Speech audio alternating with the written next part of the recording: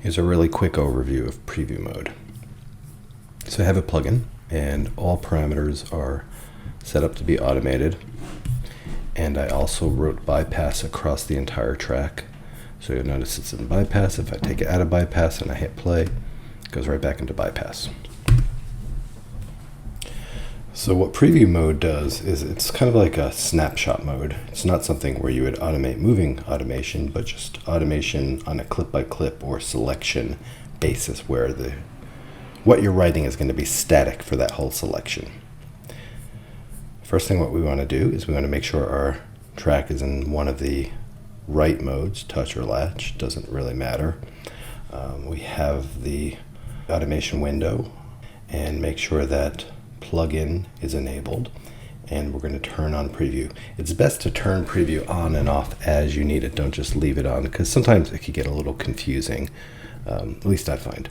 So anyway, so the process is I want to EQ this clip here. So I would put it in preview mode, press play and have it loop, and then I can just take it out of bypass and make whatever adjustments I want. And what it does is, in preview mode, every parameter you touch goes into a suspend, not all the parameters. So it's good because it doesn't overwrite things. And this is the other thing I should point out. As soon as when you're in preview mode and you do touch a parameter and it puts that parameter into suspend, you'll notice that the automation button will become green. That means you've enabled preview. All right, so let's say this is what I want. I would just hit this middle button here, write automation to selection, and you'll get this dialog box. That's okay. Click OK, and so now we've written in the automation for that clip. I also want to point out, as soon as you do hit the write to selection, this automation mode button will turn white again. And you simply move to the next clip, and you can do the same thing.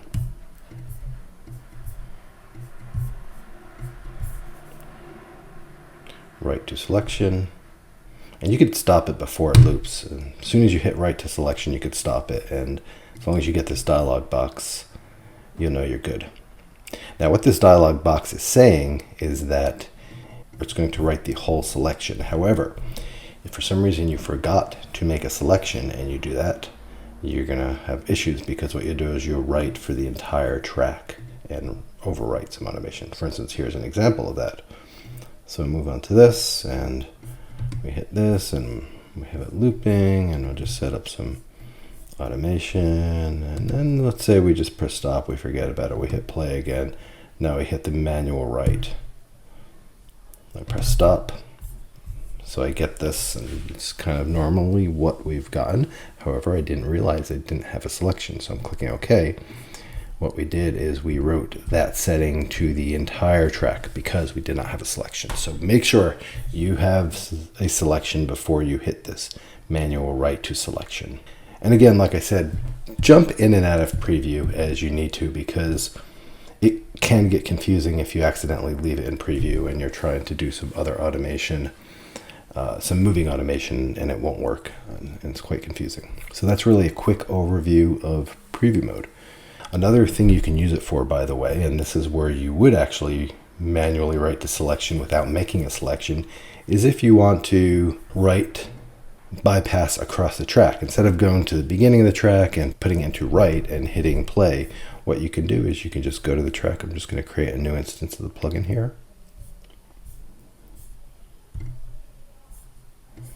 And I'll enable all the parameters.